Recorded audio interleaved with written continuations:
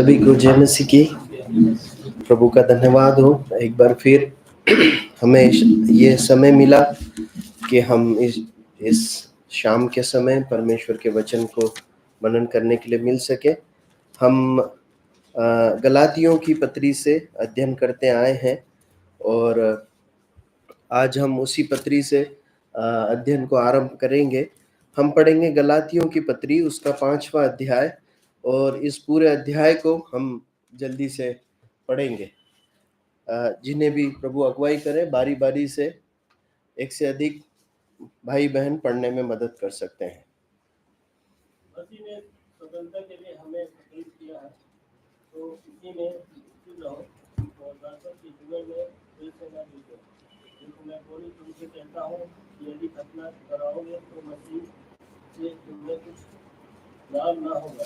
इसलिए मैं हर एक खतना कराने वाले को जताए देता हूँ कि उनसे सारी व्यवस्था माननी पड़ेगी। तुम जो व्यवस्था के द्वारा धर्मी है ठहरना चाहते हो, मसीह से अलग और अनुग्रह से गिर गए हो। और आत्मा के कारण हम विश्वास से आशा की हुई धर्मिकता की बात छोड़ते हैं और मसीह यीशु में न खतना रहित कुछ काम का है, परंतु केवल विश्वास का जो प्रेम के द्वारा प्रभाव करता है।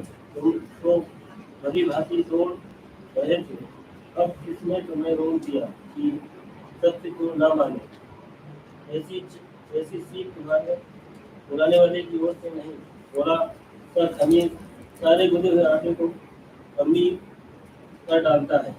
मैं प्रभु पर तुम्हारे विश्वास में भरोसा रखता हूँ कि तुम्हारा कोई विक्रम विचार न होगा, परंतु जो तुम्हें धोखा देता है वह कोई क्यों ना हो दंड पाएगा।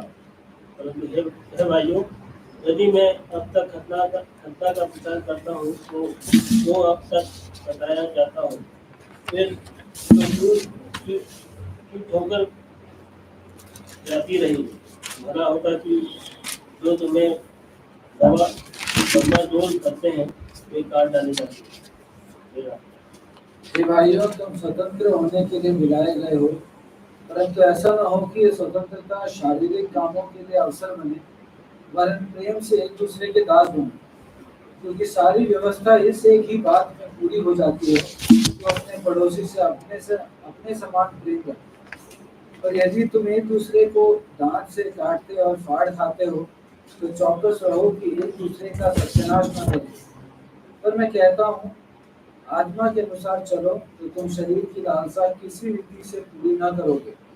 क्योंकि शरीर आत्मा के विरोध में और आत्मा शरीर के विरोध में लालसा करता है, और ये एक दूसरे के विरोधी है, इसलिए कि जो तुम करना चाहते हो वह न कर पाओगे। और यदि तुम आत्मा के चलाए चलते हो तो व्यवस्था के अधीन न रहे। शरीर के काम तो प्रकट है, अर्थात व्यभिचार, गंदे काम, दुष्पन, मूर्ति पूजा, टोना, बैर, झगड़ा, ईर्ष्या, क्रोध, विरोध, कूट, विधर्म, दाह, मतवालापन, लीला क्रीड़ा और इनके जैसे और काम हैं। इनके विषय में मैं तुमसे पहले से कह देता हूँ, जैसे पहले कह भी चुका हूँ, कि ऐसे काम करने वाले परमेश्वर के राज्य के वारिस न होंगे। पर आत्मा का फल प्रेम, आनंद, शांति, धीरज, कृपा, भलाई, विश्वास, नम्रता और संयम है। ऐसे कामों के विरोध में कोई भी व्यवस्था नहीं। और जो मसीह यीशु के हैं, उन्होंने शरीर को उसकी लालसाओं और अभिलाषाओं समेत क्रूस पर चढ़ा दिया है। यदि हम आत्मा के द्वारा जीवित हैं, तो आत्मा के अनुसार चले भी। हम घमंडी होकर न एक दूसरे को छेड़ें और न एक दूसरे से डाह करें। परमेश्वर अपने वचन के पढ़े और सुने जाने पर आशीष दे और हमें इस पर मनन करने के लिए अधिकाई से अनुग्रह दे। पिछले समयों में भाई बहन जी ने इस अध्याय को आरंभ करते हुए कई सच्चाइयों को बताया था। हम उन्हीं सच्चाइयों को थोड़ा सा दोहराते हुए, उन्हें छूते हुए हम आगे बढ़ेंगे। हम पहली आयत में इस प्रकार पढ़ते हैं कि मसीह ने स्वतंत्रता के लिए हमें स्वतंत्र किया है, सो इसी जुए में स्थिर रहो और दासत्व के जुए में फिर न जूतो। लिखा है मसीह ने हमें स्वतंत्रता के लिए स्वतंत्र किया। अब देखिए, अब ये जो अध्याय अभी आरंभ हुआ है, 5वां अध्याय, ये मसीह में मिली स्वतंत्रता और मसीह के आने से पहले यहूदी लोग, वरन अन्य जाति भी, पर मुख्य रूप से यहूदी लोग, क्योंकि यहाँ पर जो संदर्भ है वो हमने देखा था, यह संदर्भ है कि कुछ लोग झूठी शिक्षा सिखा रहे थे कि तुम्हें उद्धार पाने के लिए प्रभु यीशु मसीह पर विश्वास करने के साथ साथ मूसा की व्यवस्था मानना या खतना कराना भी जरूरी है। तो पौलुस जो है ये बताने की कोशिश कर रहा है यहाँ पर कि प्रभु यीशु मसीह के आने के बाद जो स्वतंत्रता मिली है वो क्या है, वो समझाने की कोशिश कर रहा है, और किस प्रकार पहले जो है दासत्व में थे और अलग अलग प्रकार की अन्य दासता के बारे में बताता है। तो हम जो है अगर इसे समझना है तो सबसे पहले हमें ये समझना जरूरी है कि स्वतंत्रता क्या है। भाई बहन जी ने पिछली बार जरूर आपको बताया है, उस सभा में मैं नहीं था। अब बता सकते हैं स्वतंत्रता मतलब क्या है? क्या स्वतंत्रता मतलब अपनी मनमानी करने की आजादी है? जब हम ऐसा कहते हैं कि मैं स्वतंत्र हूं तो क्या इसका मतलब यह है मैं जो चाहे वो कर सकता हूं? जो सही है वो करना।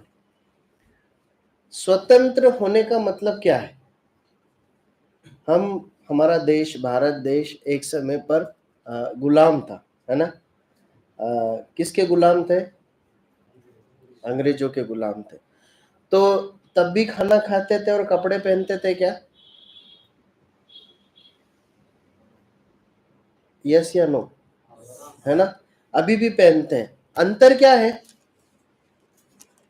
अंतर क्या है? हाँ, मतलब यदि हम स्वतंत्रता को समझे तो उसका अर्थ होता है कि किसी भी किसी शासन के अधीन कोई सजा या गुलामी या दर्द या परेशानी या किसी बुरी परिस्थिति से छुड़ाकर एक नए शासन या प्रशासन के अधीन हो जाना, है ना? ऐसा नहीं है कि वहां से छुड़कर आजाद हो गए, मतलब निश्चय स्वतंत्र हुए हैं लेकिन फिर भी एक प्रशासन के अधीन है। देखिए, जितना मुझसे बन सका मैंने सरल शब्दों में उसे परिभाषित करने की कोशिश की है। हाँ, कि स्वतंत्रता वो अवस्था है जिसमें एक व्यक्ति या समूह किसी एक बुरे साम्राज्य से आजाद होकर एक दूसरे नए राज्य में प्रवेश करता है, जहां दंड व दर्द भरी गुलामी नहीं परंतु शांति, आनंद, सुरक्षा और अधिकार है। देखिए, एक आयत को पढ़िए, कुलस्सियों की पत्री 1:13। कुलस्सियों 1:13, जिन्हें मिले पढ़ने में मदद करें। ने हमें अंधकार के वश से छुड़ाकर अपने प्रिय पुत्र के राज्य में प्रवेश कराया। देखिए, परमेश्वर का वचन स्पष्ट रीति से बताता है, कहीं से छुड़ाकर कहीं पहुंचाए गए, है ना? देखिए, स्वतंत्रता को कितने अच्छे से वहां पर हम समझ सकते हैं। क्या लिखा है? कहां से छुड़ाए गए? अंधकार के वश से छुड़ाकर कहां ले जाए गए? परमेश्वर के पुत्र के राज्य में ले जाए गए। पहले अंधकार के राज्य में थे, लेकिन अब किसके राज्य में है? परमेश्वर के पुत्र के राज्य में। देखिए, इसलिए जब भी परमेश्वर का वचन स्वतंत्रता के बारे में बताता है ना, तो उसको परमेश्वर के वचन के आधार पर उसके आत्मिक पहलुओं को परमेश्वर के वचन के अनुसार समझना बहुत जरूरी है। इसका मतलब ये नहीं है कि हम किसी के भी अधीन नहीं है। परमेश्वर का वचन हमें प्रशासन के अधीन रहना सिखाता है, हमारे अधिकारियों के अधीन रहना सिखाता है, पत्नी को पति के अधीन रहना सिखाता है, बच्चों को माँ बाप के अधीन रहना सिखाता है, कलीसिया को अगुवों के अधीन रहना सिखाता है, कलीसिया को मसीह के अधीन रहना सिखाता है। तो स्वतंत्रता मतलब ऐसी अवस्था नहीं है जब हम पर किसी का अधिकार नहीं है, परंतु स्वतंत्रता वो अवस्था है जहां पर हम एक बुरे किसी संविधान के अधीन, जहां पर हमें दंड या दुख मिलता है, वहां उस अवस्था में नहीं है, परंतु ऐसी अवस्था में जहां पर हम मन मर्जी से भला कर सकते हैं या उत्तम कर सकते हैं, और जो कुछ भी हम करना चाहते हैं उसकी सुरक्षा करने के लिए वहां पर क्या है, कानून है। ठीक है, हम आगे बढ़ते हैं। अब इसलिए कि ये विषय इस प्रकार आरंभ हुआ, तो मेरे मन में स्वतंत्रता से जुड़ी और गुलामी से जुड़ी कुछ बातें मन में आई, जिसे हम आज मनन करेंगे। परमेश्वर के वचन में कई प्रकार की गुलामी या दासता के विषय में हम पढ़ते हैं। जब प्रभु यीशु मसीह, जब तक हमने उद्धार नहीं पाया, जब तक एक व्यक्ति प्रभु यीशु मसीह के पास आकर स्वतंत्र नहीं होता है, उसकी हालात क्या होते हैं, वो किसकी गुलामी में होता है, या हम प्रभु यीशु मसीह पर विश्वास करने के पहले किसकी गुलामी या दास्ता में थे। सबसे पहली बात, हम व्यवस्था या श्राप के अधीन थे। गलातियों 3 का 23 और 10 पढ़िए। गलातियों 3 का 23 और 10। Galatians chapter 3 verse 23 and 10। पर विश्वास के आने से पहले व्यवस्था की अधीनता में हमारी रखवाली होती थी, और उस विश्वास के आने तक जो प्रकट होने वाला था, हम उसी के बंधन में रहे। बस 10 आयत पढ़िए, 10 आयत। जो इसी जितने लोग व्यवस्था के कामों पर भरोसा रखते हैं वे सब श्राप में अधीन हैं, क्योंकि लिखा है, जो कोई व्यवस्था की पुस्तक में लिखी हुई सब बातों के करने में स्थिर नहीं रहता वह श्रापित है। अब देखिए, इन दोनों आयत को मिलाकर जब आप पढ़ेंगे तो एक निष्कर्ष निकल के आता क्या, कि एक समय तक किसके अधीन थे, व्यवस्था के अधीन थे, और जो भी व्यक्ति व्यवस्था के अधीन आ जाता है वो काय के अधीन आ जाता है, किसके अधीन आ जाता है। 10वीं आयत के अनुसार, 23वीं आयत के अनुसार हम व्यवस्था के अधीन या दासता में थे, और 10वीं आयत के अनुसार जो व्यक्ति व्यवस्था की दासता में है या अधीनता में है वो किसके अधीन है, वो श्राप के अधीन है। आप समझ रहे हैं। देखिए ये है, जब तक हम समझेंगे नहीं कि गुलामी का अर्थ क्या होता है ना, तो जब एक व्यक्ति व्यवस्था की अधीनता में था, उसकी गुलामी में था, या व्यवस्था के शासन के अधीन था, किसके अधीन था, श्राप के अधीन था। ठीक है, याद रखिएगा, श्राप के अधीन था। देखिए ये सच्चाइयां क्यों समझना जरूरी है मालूम है, यहाँ पर झूठी शिक्षा के विरुद्ध पौलुस परमेश्वर के खरे वचनों से बहुत तीखे प्रहार कर रहा है ना। ये लोग किसकी ओर मुड़ना चाहते थे या भटकने लगे थे, व्यवस्था की ओर। ध्यान रखिएगा ये कितना गंभीर है। पौलुस बताता है कि व्यवस्था के अधीन जब तुम थे, या जो व्यक्ति व्यवस्था के अधीन होता है वो श्राप के अधीन होता है। दूसरी बात, रोमियो 6 का 20 और 22 पढ़िए। हम सब पाप की गुलामी में थे या पाप की दास थे। रोमियो 6 का 20 से 22।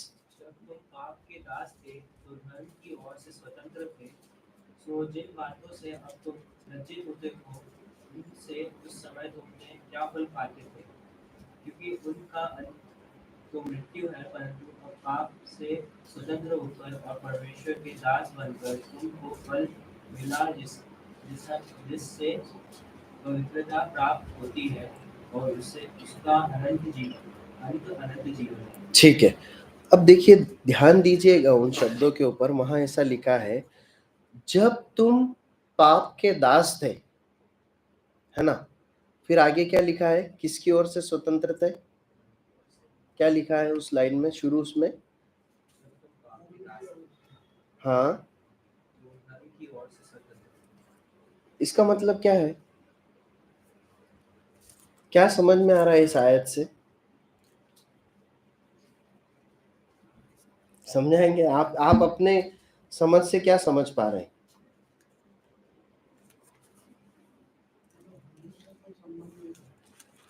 धर्म से कोई संबंध नहीं था, ठीक है। और कोई अपने विचार रखना चाहता है?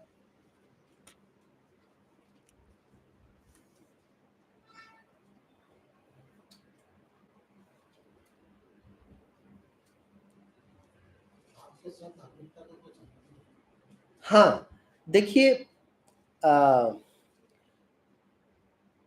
जब आप पाप या अंधकार की गुलामी में है, ऐसा कहा गया है, इसका मतलब वो गुलामी की गुलामी की प्रभुता या वो प्रशासन, उसके जो नियम है, उसके परिणाम है, वो आप पे लागू होते हैं, है ना।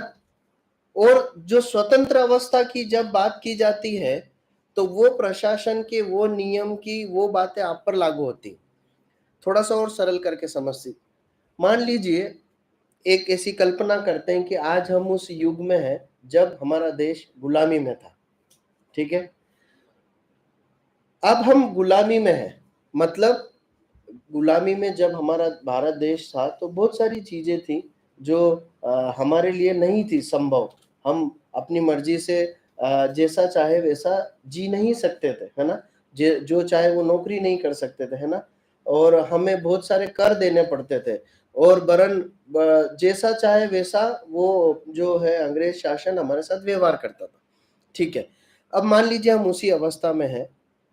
अब हम में से अगर कोई व्यक्ति ये सोचे कि नहीं नहीं, मैं तो नहीं मानता, मैं अपने आप को गुलाम नहीं मानता, है ना, मैं तो आजाद हूं, मैं जो चाहे वो करूंगा, तो वो ऐसा सोच सकता है, वहां तक ठीक है। परंतु क्या उसमें कुछ वास्तविकता है? क्या वो जो चाहता है वैसा कर पाएगा? आप समझ रहे हैं ना, नहीं कर पाएगा। वो जो सोच रहा है कि मैं नहीं मानता अपने आप को गुलाम, मैं अपने आप को आजाद मानता हूं, वो जो सोच रहा है और जो करना चाहता है, वो कब कर पाएगा? जब सचमुच में कोई उसे उस गुलामी की जंजीरों से छुड़ाए, उस गुलामी के प्रशासन या संविधान से छुड़ाकर एक दूसरे संविधान में ले जाए, जहां पर वो जो चाहता है उसे करने की आजादी हो, ठीक है। ठीक परमेश्वर का वचन यही यहाँ पर बताता है। जब लिखा है ना, हम पाप के दास थे, तो मतलब हम पाप की गुलामी में पड़े हुए थे। आज जो लोग प्रभु यीशु मसीह पर विश्वास नहीं करते, उनके ऊपर एक एक एक प्रभुता काम कर रही है। वो एक प्रशासन के अधीन है, चाहे वो माने ना माने। वो काय की अधीनता है? वो काय की गुलामी है? किस चीज की गुलामी है? वो पाप की गुलामी, ठीक है। आगे देखते हैं, 8 का 2 पढ़िए। हम मृत्यु की दासता या मृत्यु की गुलामी में थे। क्योंकि जीवन की आत्मा की व्यवस्था ने मसीह यीशु में मुझे पाप की और मृत्यु की व्यवस्था से स्वतंत्र कर दिया। देखिए, प्रभु यीशु मसीह के आने के पहले पाप के कारण मृत्यु आई। किसकी गुलामी में चले गए? मृत्यु की गुलामी में चले गए। हम व्यवस्था के अधीन श्राप की गुलामी में थे, हम पाप के दास थे। यहाँ पर हम देखते मृत्यु के दास है। अब देखिए, जो इसके पहले हम समझने की कोशिश कर रहे थे, उसको हम यहाँ और अच्छे से समझ सकते हैं। हर व्यक्ति, चाहे वो चाहे ना चाहे, उसे क्या है, क्या करना है? एक दिन किसका सामना करना है? मृत्यु का। उसका बस है क्या कि वो मृत्यु को बाईपास कर दे? नहीं। क्यों? क्योंकि ये उसके ऊपर थोपा गया है, उस पे आएगा ही सही। ये एक संविधान है। क्या संविधान है? जिसने पाप किया वो निश्चय मरेगा। इसलिए लोग आज भी कई प्रकार से तप करते हैं और जादू टोना करते हैं, कई कई वस्तुओं का सेवन करते हैं। मुझे नहीं मालूम आपने सुना या नहीं सुना, पर कई बार मैंने लोगों के द्वारा ऐसा सुना है कि उन्होंने अमरता पाने के लिए, कि वो नहीं मरे इसलिए अपने बच्चों तक को बलि चढ़ा दिया, अंधविश्वास में, है ना। तो ये सब कुछ लोग करते हैं, लेकिन परमेश्वर का वचन क्या बताता है कि मनुष्य किसकी गुलामी में है? वो मृत्यु की गुलामी में। जब मृत्यु की गुलामी में है तो फिर वो चाहे कुछ भी सोचे, कुछ भी करे, मृत्यु से वो बच नहीं सकता। ठीक है, आगे बढ़ते हैं। हम कुलस्यो 1:13 पढ़ चुके हैं। हम अंधकार की गुलामी में थे, इसलिए उसे नहीं देखेंगे, आगे बढ़ते हैं। हम शैतान की गुलामी में या अधीनता में, प्रेरितों के काम 26:18, प्रेरितों के काम 26:18 पढ़े। उनकी आंखें खोले कि वे अंधकार से ज्योति की ओर और शैतान के अंधकार से परमेश्वर की ओर गिरे, कि पापों की क्षमा और उन लोगों के साथ जो मुझ पर विश्वास करने से पवित्र किए गए हैं निराश पाए। हाँ, शैतान के किससे फिर है? शैतान के अंधकार से, शैतान के अंधकार से, अधिकार से ना, हाँ अधिकार से, शैतान के अधिकार से। मतलब जो व्यक्ति प्रभु यीशु मसीह के राज्य में नहीं है, उस पर किसका राज्य चल रहा है? उस पर शैतान का राज्य चल रहा है। वो शैतान की गुलामी में है। मतलब शैतान उस पर अपने चीजों को क्या करता है? थोपता है।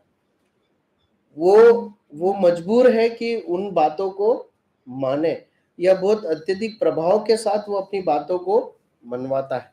हम आखिरी बात देखते हैं कि शरीर के कर्ज या शरीर की गुलामी में थे। रोमियो 8:12 और 14-15। रोमियो 8:12, 14 और 15। तो हे भाइयों, हम शरीर के कर्जदार नहीं, ताकि शरीर के अनुसार दिन काटे। क्योंकि यदि तुम शरीर के अनुसार दिन काटोगे तो मरोगे। यदि हाँ, देखिए यहाँ पर लिखा है हम शरीर के कर्जदार नहीं है ना, विश्वासियों की लिख रहा। मतलब पहले किसके कर्जदार थे? पहले शरीर के कर्जदार थे, है ना। 14 और 15 पढ़िए। इसलिए कि जितने लोग परमेश्वर की आत्मा के चलाए चलते हैं, वे ही परमेश्वर के पुत्र हैं। क्योंकि तुमको दासत्व की आत्मा नहीं मिली कि फिर भयभीत हो, परंतु नेपालपन की आत्मा मिली है, जिससे हम हे अब्बा, हे पिता कहकर पुकारते हैं।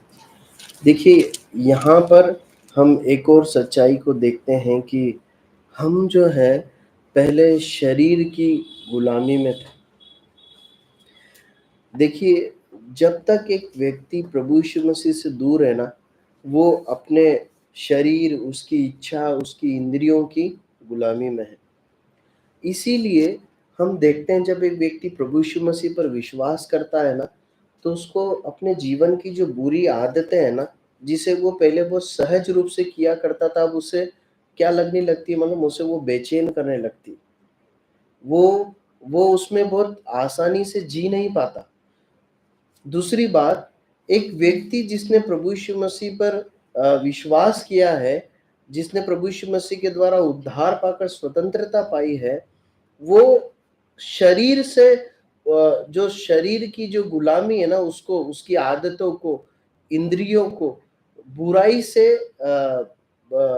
दूर रखकर वश में ला पाता है परमेश्वर के राज्य में उपयोग होने के लिए। ठीक है, प्रभु सहायता करे। देखिए हमने इस बात को देखा, और सारी कुछ बातें ढूंढे तो मिल सकती है। मैंने इतना ही बातों को देखा कि इतनी प्रकार की हम गुलामी में थे या दास्ता में थे।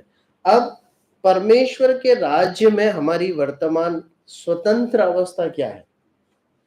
एक समय गुलामी में थे, एक समय दास्ता में थे, तो क्या हालात थे हमने देखा।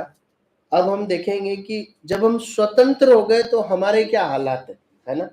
जब हम अंग्रेजों की गुलामी में थे तो हमारी अवस्था कुछ और थी, है ना। अब जब हम स्वतंत्र होकर अपने स्वयं के देश में संविधान के अधीन है, तो हमारी अवस्था कुछ और है, हमारे अधिकार कुछ और है। वैसे ही जब हम शैतान के, पाप के, व्यवस्था के, मृत्यु के, शरीर की गुलामी से छुड़ाकर परमेश्वर के पुत्र के स्वतंत्र राज में पहुंच गए, तो हमारी अवस्था क्या है? पहली बात, हम सब क्या है? परमेश्वर के पुत्र है। पढ़िए पहला यूहन्ना 3:1। देखो, पिता ने हमसे कैसा प्रेम किया है कि हम परमेश्वर की संतान कहलाएं, और हम ये भी। देखिए हमें परमेश्वर ने शैतान की गुलामी से, जहां पर शैतान हमें अपने स्वार्थ के लिए यूज करता था, एक मात्र एक पात्र की तरह, इंस्ट्रूमेंट की तरह बर्बाद करने के लिए यूज करता था, वहां से परमेश्वर ने हमें छुड़ाया और क्या बना लिया, हमें अपना गुलाम बना लिया। क्या?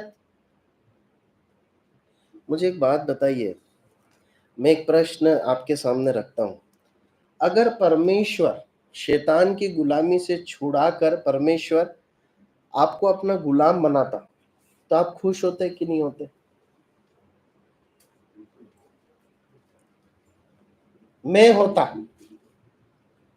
मेरा विचार ये है, क्योंकि किसके गुलामी करने जा रहे हैं आप? शैतान तो बुरा है ना। परमेश्वर का वचन परमेश्वर के बारे में क्या बताता है? वो भले हैं, अच्छे हैं, उनमें कोई बुराई नहीं। तो ऐसी गुलामी कोई बुरी है क्या? है ना, आप समझ रहे हैं? परमेश्वर के हाथों से कभी बुराई होती नहीं है।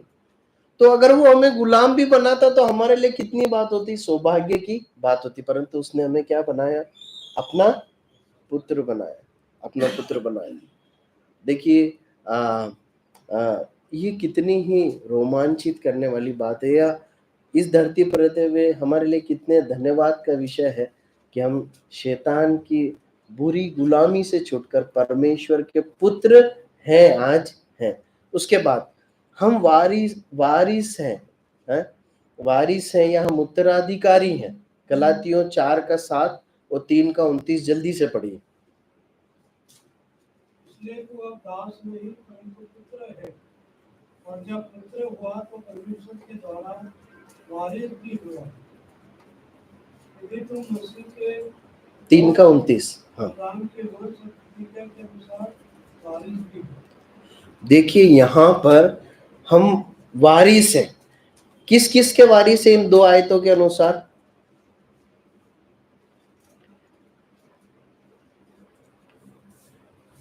बताएंगे? दो बातों का जिक्र है, मतलब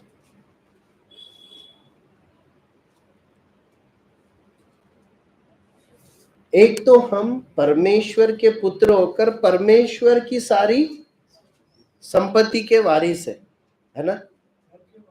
और दूसरा, इब्राहिम को जो प्रतिज्ञा दी गई वो हमारे लिए थी क्या? हम कौन है? इस्राएली है, यहूदी है, लेवी है। किसके? वो 12 गोत्र में से हम कौन से गोत्र में आते हैं? किसी भी गोत्र में नहीं आते। अन्य जाति है। अन्य जातियों के विषय में परमेश्वर का वचन उस समय पर जब इस्राएली जाति थी, क्या कहता था? उनसे किसी भी प्रकार का व्यवहार मत रखना, किसी भी प्रकार का व्यवहार मत रखना। इसीलिए तो आरंभ के समयों में परमेश्वर के सच्चे भक्तों को सेवा करने में बहुत चुनौतियों का सामना करना पड़ा। पतरस को, पौलुस को, इन लोगों को। क्यों? क्योंकि अन्य जातियों के साथ कोई लेना देना नहीं रखना था, ऐसा परमेश्वर ने बताया। लेकिन प्रभु यीशु मसीह के राज्य में हम इब्राहिम की प्रतिज्ञा के क्या बन गए? वारिस बन गए।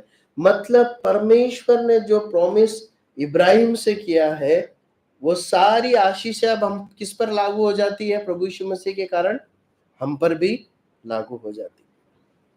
देखिए ये है सच्चे परमेश्वर का संविधान। जो उसका है वो सब किसका है? हमारा है। ठीक है, तीतुस 3:7 पढ़ते हैं। हम धर्मी ठहराए गए, हम धर्मी ठहराए गए। जल्दी से पढ़ें। जिससे हम उसके अनुग्रह से धर्मी ठहरकर अनंत जीवन की आशा के अनुसार वारिस बने। यहां पर लिखा है हम धर्मी ठहर कर, आगे क्या लिखा है? अनंत जीवन की आशा के अनुसार वारिस बने। अनंत जीवन की आशा के अनुसार वारिस बने। देखिए जब हम व्यवस्था के अधीन थे तब हम श्राप के अधीन थे, लेकिन अब हम धर्मी ठहराए गए, है ना। हम धर्मी हैं क्या? धर्मी नहीं है, परंतु धर्मी क्या किए गए हैं? डिक्लेयर किए, ठहराए गए हैं। प्रभु यीशु मसीह ने अपने बलिदान को देकर, अपने बलिदान की, अपने लहू की छाप हम पर देकर यह प्रमाणित किया, मैं इसे क्या ठहराता हूं? मैं इसे धर्मी ठहराता हूँ।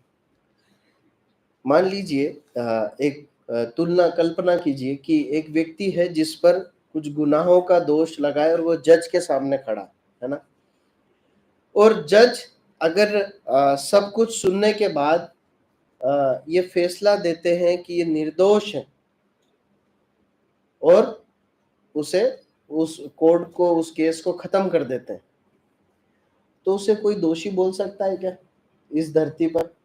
नहीं। देश या विदेश में कोई दोषी बोल सकता है क्या? नहीं। क्यों? क्योंकि उसे किसने डिक्लेयर करा कि निर्दोष है? न्यायालय, जज ने, जिसे अधिकार है दोषी ठहराने का और निर्दोष ठहराने का। हम ऐसा बोल सकते हैं कि नहीं नहीं नहीं, जज कौन है भैया? हम भी तो पढ़े लिखे हैं, हम में भी बुद्धि है, हमारे अनुसार वो जो है निर्दोष नहीं दोषी है। चलेगा क्या ये? नहीं चलेगा।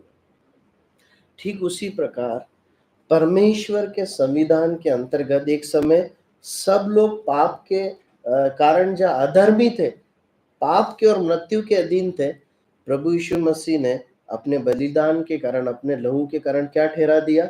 धर्मी ठहरा दिया। अब परमेश्वर जब हमें देखता है तो किस रूप में देखता है? पापी या धर्मी? धर्मी। क्यों? क्योंकि उसके बेटे ने धर्मी ठहराया है। प्रभु का धन्यवाद हो। फिर हम एक और बात देखते हैं, अगली बात देखते हैं यूहन्ना 10 का 27 से 29। यूहन्ना 10 का जॉन चैप्टर 10 वर्स 27-29। मेरी भेड़ें मेरा सब सुनती है, मैं उन्हें जानता हूँ और वो मेरे पीछे पीछे चलती है और मैं उन्हें अनंत जीवन देता हूँ। वे कभी नष्ट न होगी और कोई उन्हें मेरे हाथ से छीन न लेगा। मेरा पिता जिसने उन्हें मुझको दिया है सबसे बड़ा है और कोई उन्हें पिता के हाथ से छीन नहीं सकता। अब देखिए यहाँ पर एक परमेश्वर के राज्य में सनातन सुरक्षा का भाव आता है। उन तीनों आयतों को आप पढ़ेंगे ना ध्यान से, तो वहां एक बात स्पष्ट है कि ये जो यीशु मसीह की भेड़ है ना, ये हर हाल, हर परिस्थिति में, हर युग में क्या है? सुरक्षित है। इस दुनिया में कोई व्यक्ति नहीं है, इस ब्रह्मांड में कोई व्यक्ति नहीं है जो उस राज्य से वापस उसे क्या कर सकता है? छीन सकता है। देखिए अब ये ऐसा सनातन सुरक्षा का मैंने क्यों लिखा है मालूम है? क्योंकि अब इस राज्य में आने के बाद ऐसा हो नहीं सकता कि कोई और राज्य हमें वापस अपनी गुलामी में ले ले। इतनी महान स्वतंत्रता हमें मिली है। वरना क्या होता है, कई बार एक देश किसी एक दूसरे देश की गुलामी में रहता और बाद में फिर वापस गुलामी में चले जाता है ना। हम अभी हमारे इस धरती पर एक वॉर चल रहा है ना, युद्ध चल रहा है। किसके और किसके बीच चल रहा है? हाँ, रूस और यूक्रेन के। तो यूक्रेन स्वतंत्र था या नहीं था? था। लेकिन रूस क्या करना चाहता है? क्या? गुलाम, उसको अपने कब्जा करके उसे गुलाम बनाना चाहता है। तो संभव है कि अगर यूक्रेन ये युद्ध पराजित हो जाता है तो क्या होगा? गुलामी में जाना पड़ेगा। एक समय स्वतंत्र थे, फिर गुलामी में चले। लेकिन प्रभु यीशु मसीह के द्वारा, उसके लहू और पवित्र बलिदान के द्वारा जब एक व्यक्ति शैतान के अंधकार के राज्य से छुड़ा लिया जाता है, उसके बाद शैतान या कोई और व्यक्ति उसे वापस परमेश्वर के हाथों से छीनकर गुलाम नहीं बना सकता। इसलिए प्रभु यीशु मसीह कहता है कि मैं अपनी भेड़ों के विषय में कहता है, मैं उन्हें क्या देता हूं? अनंत जीवन देता हूं। मैंने उन्हें अनंत जीवन दे दिया है और अब मेरे हाथ से कोई उन्हें छीन नहीं पाएगा। पिता सबसे बड़ा है, पिता के हाथ से कोई छीन नहीं पाएगा। ठीक है, प्रभु सहायता करे। आगे पढ़ते हैं। प्रकाशित वाक्य 5 का 10 निकालिए। प्रकाशित वाक्य 5 का 10। और उन्हें हमारे परमेश्वर के लिए एक राज्य और याजक बनाया और वे पृथ्वी पर राज्य करते हैं। वहां पर लिखा है, एक बार और पढ़िए। और उन्हें हमारे परमेश्वर के लिए एक राज्य और याजक बनाया और वे पृथ्वी पर राज्य करते हैं। राज्य बनाया और याजक बनाया। परमेश्वर के राज्य में हम क्या बनाए गए हैं? याजक बनाए गए हैं। देखिए, अब थोड़ा सा संसारिक रीति पे तुलना कीजिए। याजक मतलब कौन व्यक्ति होता है? साधारण भाषा में समझे तो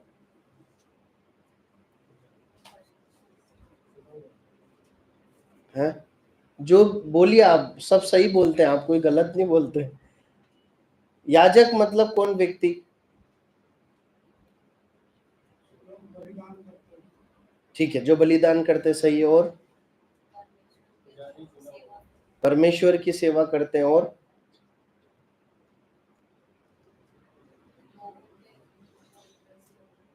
लोगों के बीच में भी मध्यस्थता का काम करते हैं। और भाई विलियम भी कुछ बोल रहे थे।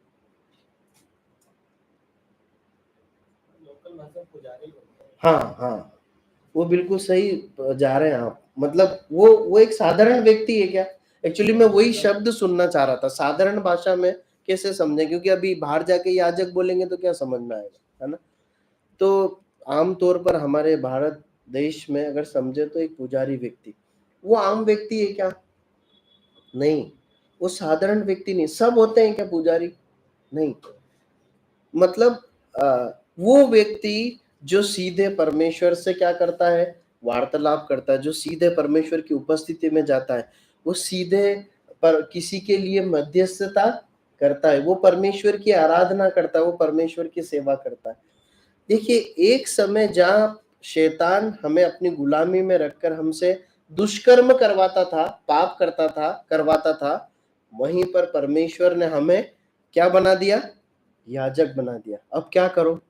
अब परमेश्वर की उपस्थिति में सेवा करो, उसकी आराधना करो। कोई और लोग हैं जो परमेश्वर के पास आना चाहते हैं तो क्या करो? मध्यस्थता करो। समाज में सबसे ज्यादा किसी व्यक्ति को महत्व है तो वो किसको महत्व है? जो, समझ रहे हैं हम, धर्मगुरु है ना, याजक है, पंडित है। आप समझ रहे हैं, मैं सही हूं ना? आप समझ पा रहे हैं ना? एक तरफ एक शहर का अगर सबसे अमीर व्यक्ति खड़ा है और उसी के साथ एक बड़ा धर्मगुरु खड़ा है, पंडित व्यक्ति खड़ा है, तो लोग किसे बड़ा मानते हैं? उस व्यक्ति को जो ईश्वर की सेवा करता है, जो ईश्वर की समीपी में रहता है। परमेश्वर ने हमें अपने लिए एक याजक बनाया है। और उसके बाद वहीं पर एक और सच्चाई देखते हैं, हमें क्या बनाया है? राज्य बनाया। हम परमेश्वर के राज्य के क्या है? राजकुमार हैं। परमेश्वर ने हमें अपने स्वर्गीय राज्य में राजकुमार बनाया। ठीक है, हम आगे बढ़ते हैं। इस स्वतंत्रता के संबंध में कुछ और सच्चाइयां देखना जरूरी है। इस स्वतंत्रता का आधार क्या है? यूहन्ना रचित सुसमाचार उसका 8 अध्याय और उसकी 36वीं आयत। इस स्वतंत्रता का आधार क्या है?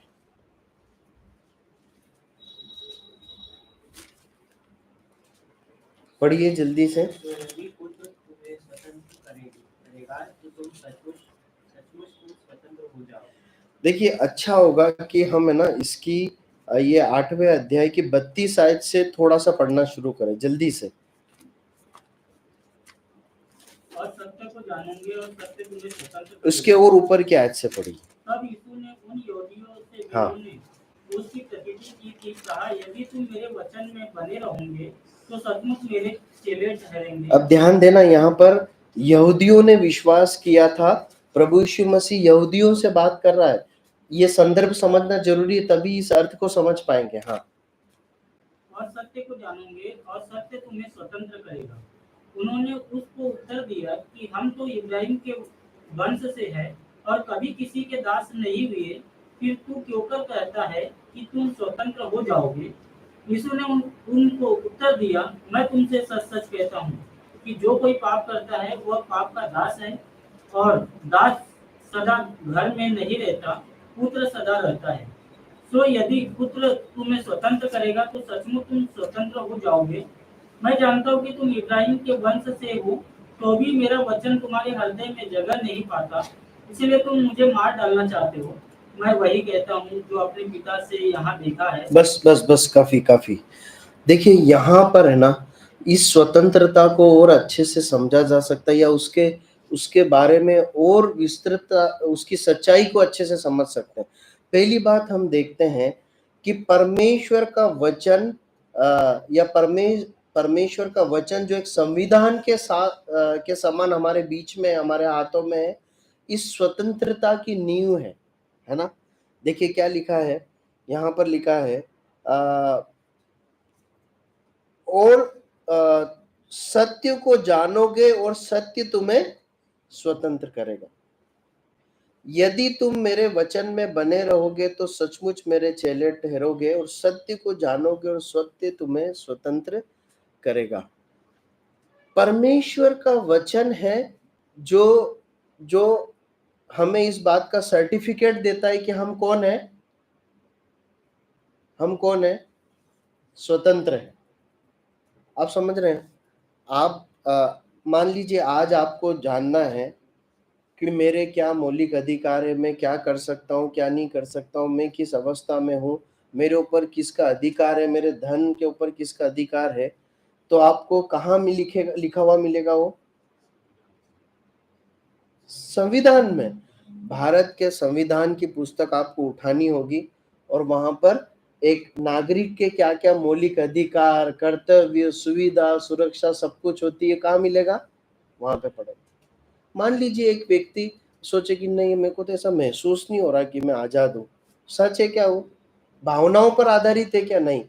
प्रमाण क्या होना चाहिए? लिखित प्रमाण होना चाहिए। देखिए परमेश्वर ने भी हमारे हाथ में लिख कर दिया है संविधान। पौलुस जब उन झूठे शिक्षकों का खंडन कर रहा है तो उसके पास आधार क्या है? परमेश्वर का वचन।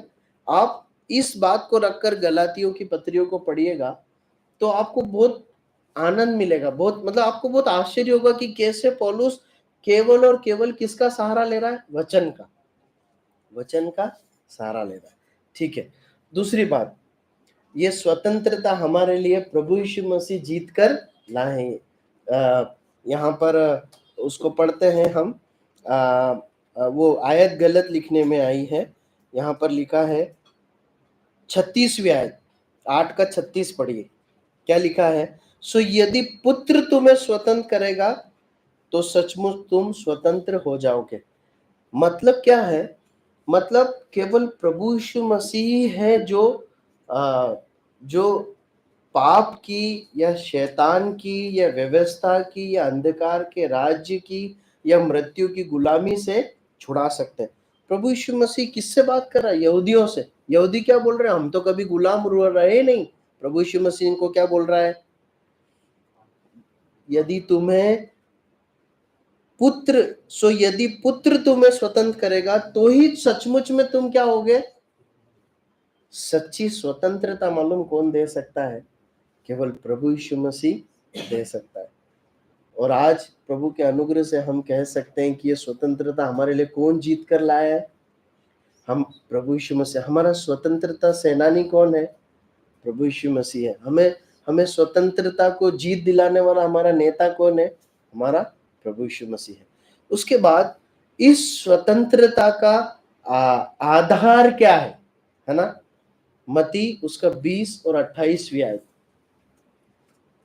जैसे कि मनुष्य का पुत्र वो इसलिए नहीं आया कि उसकी सेवा टहल की जाए, परंतु इसलिए आया कि आप सेवा टहल करें और बहुतों की चुनौती के लिए अपना प्राण दें। देखिए ये जो स्वतंत्रता है ना, इसका आधार ये इसका जो बेस किस कारण से स्वतंत्रता मिली है?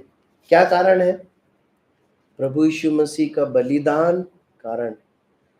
प्रभु यीशु मसीह के बलिदान के कारण स्वतंत्रता मिली, है ना। हम बातों कई बार बोलते ना, इसके कारण ऐसा हुआ।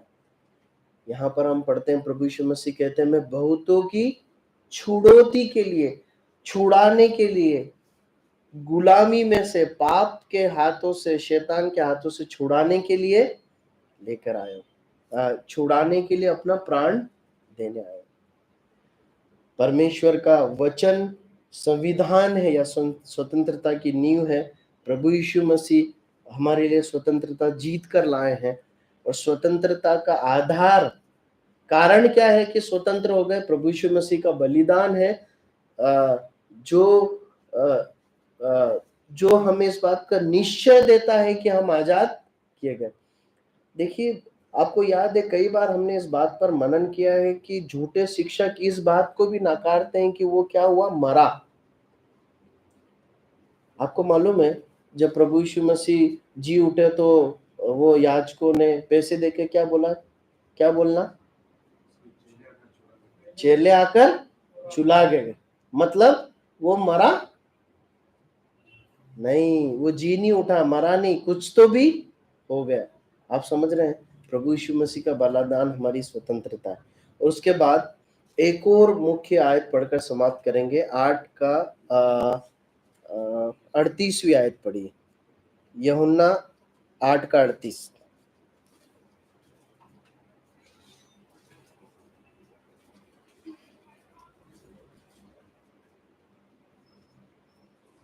मैं 37 पढ़िए, 37। मैं जानता हूँ कि तुम इब्राहिम के वंश से हो, तो अभी मेरा वचन तुम्हारे हृदय में जगह नहीं पाता, इसलिए तुम मुझे मार डालना चाहते हो। बस काफी काफी। देखिए, प्रभु यीशु मसीह यहूदियों से कह रहे हैं कि तुम इब्राहिम के वंश के हो तो भी मेरा वचन तुम्हारे हृदय में जगह नहीं पाता। देखिए, ये लोग किसकी गुलामी में थे? ये जिन जिन लोगों से बात की जा रही है यूहन्ना रचित सुसमाचार 8वें अध्याय में, कौन लोग है ये? यहूदी है। किसकी गुलामी में है? अधीनता में है। हाँ, रोमियो की भी है, और आत्मिक रूप से, धार्मिक रूप से व्यवस्था की अधीनता में, जो हम संदर्भ देख रहे हैं उसके अनुसार। देखिए, एक व्यक्ति जब तक किसी गुलामी में पड़ा है ना, परमेश्वर का वचन है ना उसके हृदय में जैसा कार्य करना चाहिए नहीं करता है। आप समझ रहे हैं इस बात को? ये व्यक्ति, ये जो लोग थे, इनके हृदय में ये प्रभु यीशु मसीह को पहचान ही नहीं पाए, क्योंकि प्रभु यीशु मसीह के द्वारा जो स्वतंत्रता थी वो इन्होंने नहीं पाई। जबकि जो चेले थे वो भी यहूदी थे। मरियम यहूदी थी, है ना? कई और लोग थे यहूदी थे, निकोदेमुस यहूदी था। इन लोगों ने क्या किया, ये इन्होंने मसीह को पहचान लिया। मसीह के द्वारा जब स्वतंत्रता पाई तो परमेश्वर का वचन इनके हृदय में क्या करने लगा, और अधिकाई से सच्चाइयों को प्रकट करने लगा। देखिए, विश्वासी होने के बाद भी यदि हम किसी बुरी आदत में, किसी पाप में, किसी समझौते की गुलामी में अपना जीवन जीते हैं ना, तो अभी ध्यान रखिए, परमेश्वर का वचन है ना हमारे हृदय में जैसा फलवंत होना चाहिए, जिस प्रकार से परमेश्वर के वचन को हमें सच्चाइयों को प्रकट करना चाहिए, जिस प्रकार परमेश्वर को प्रकट करना चाहिए, जैसे हमारे अंदर कार्य करना चाहिए, नहीं करता। इसीलिए परमेश्वर ने बीज बोने वाले का दृष्टांत में समझाया है कि बीज भूमि में पड़ना ही काफी नहीं है, परंतु भूमि की अवस्थाएं भी बहुत महत्वपूर्ण है कि बीज फलवंत होगा या नहीं होगा। अगर हम पाप के साथ, यदि हम किसी गंदी आदत के साथ, किसी के साथ भी समझौता या गुलामी में जिएंगे ना, परमेश्वर का वचन हमारे अंदर कार्य नहीं करेगा। इसीलिए पता है क्या होता है, कई बार हम शिकायत करते हैं, मैं परमेश्वर के वचन को समझ नहीं पाती, मैं आत्मिक उन्नति नहीं कर पा रहा हूँ, ऐसा लगता है मेरी ग्रोथ ही नहीं हो रही। कारण क्या है मालूम है? क्योंकि हम परमेश्वर के वचन को भी पढ़ रहे हैं, लेकिन साथ में अपनी मनमानी करने भी लगे। मैं आपको परमेश्वर के वचन के आधार पर ये चुनौती दे रहा हूँ, चेतावनी दे रहा हूँ। यदि आप परमेश्वर के वचन को भी पढ़ रहे हैं और साथ में मनमानी का जीवन जिएंगे ना, आपके जीवन में कोई परिवर्तन नहीं हो सकता। अपने आप का इनकार करे बिना, क्रूस उठाए बिना चेला नहीं बन सकते। परमेश्वर अपने वचन के पढ़े सुने जाने पर आशा।